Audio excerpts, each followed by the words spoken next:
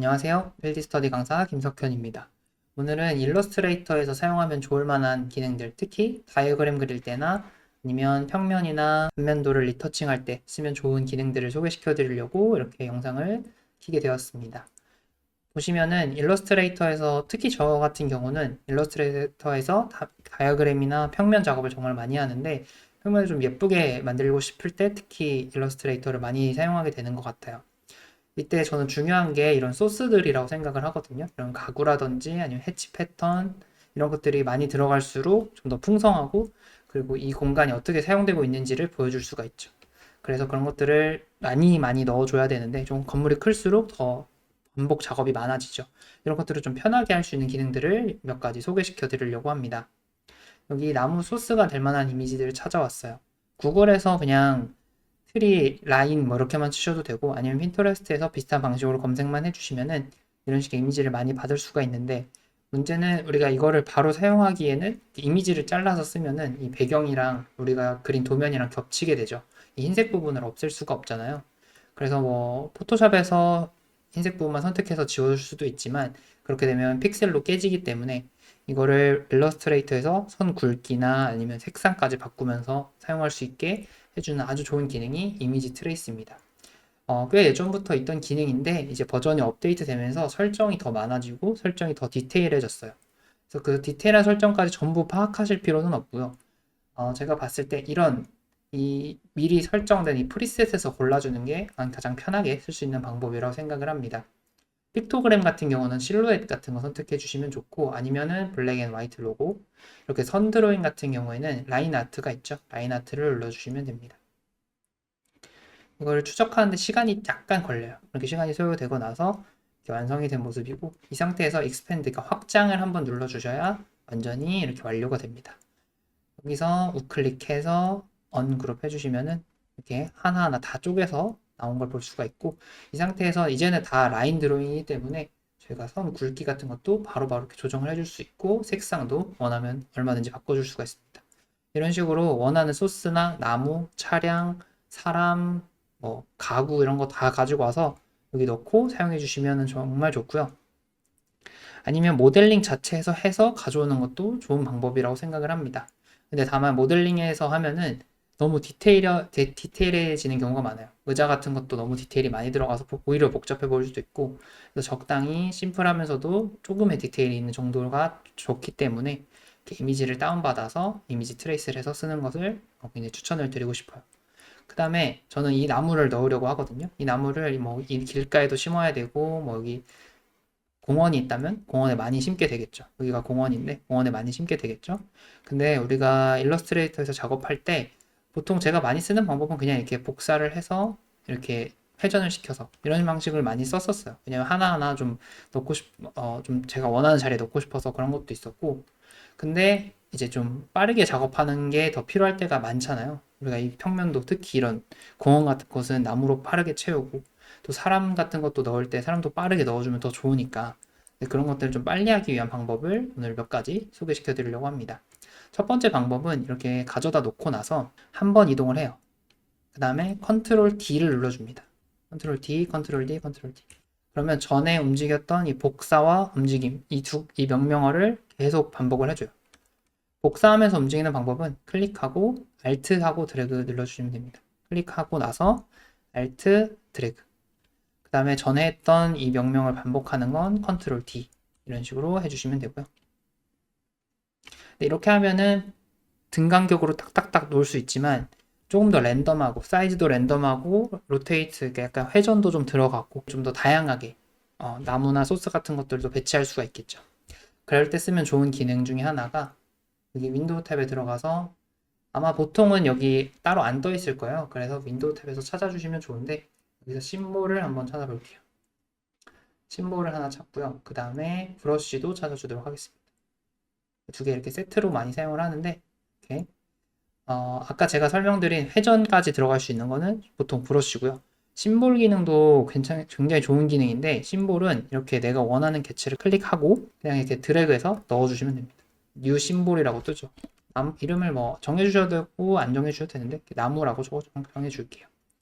정하고 나면은 이걸 이렇게 드래그 하거나 또는 여기 이 인스턴트 버튼을 누르면 이렇게 자동으로 들어가 됩니다. 이렇게 드래그해서 쓰는 걸 좀 더 편안하게 쓰고 있고요.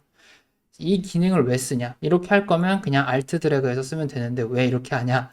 이렇게 생각하실 수 있는데 여기서 좋은 거는 이것도 당연히 크기 조절도 되고 회전도 시킬 수 있습니다.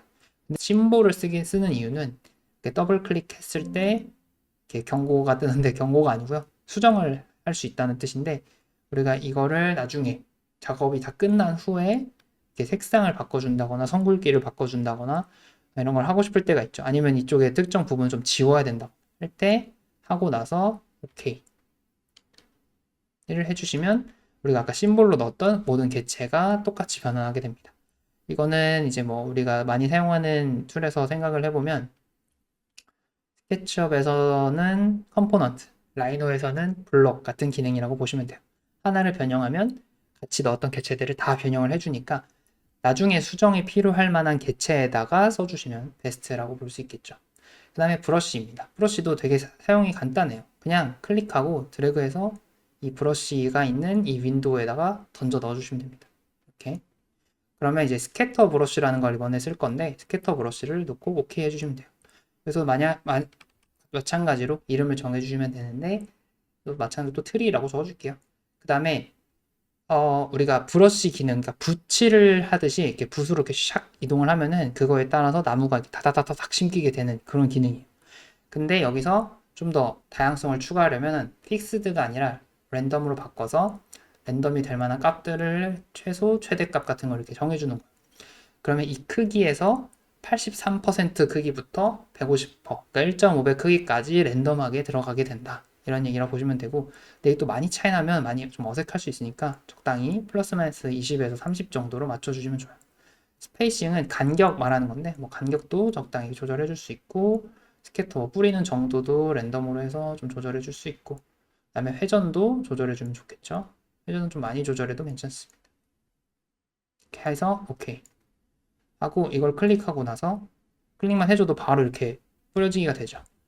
그 다음에 이 상태에서 저는 이렇게 바로 쓰진 않고 B 브러쉬를 눌러주시면은 단축키가 B입니다. B만 눌러주시면 되는데 페인트 브러쉬라는 이 명령을 쓸 수가 있어요. 이거를 이렇게 드래그만 해주시면 이렇게 자동으로 심기게 되죠.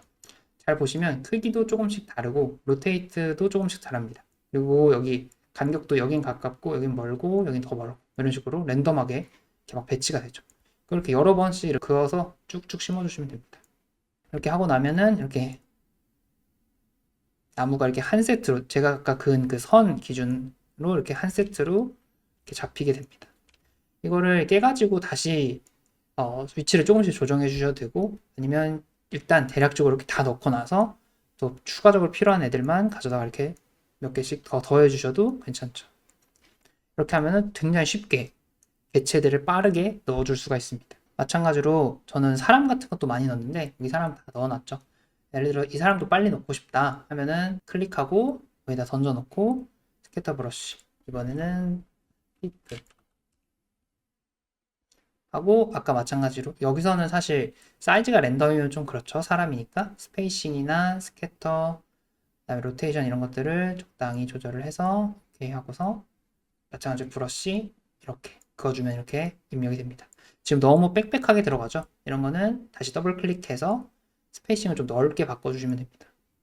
넓게 바꿔주면은 아까 우리가 이미 적용했던 거에도 적용을 다시 할 거냐 아니면 전에 그린 거는 두고 새로 그린 거면 적용할 거냐 이걸 물어보는 내용이었어요.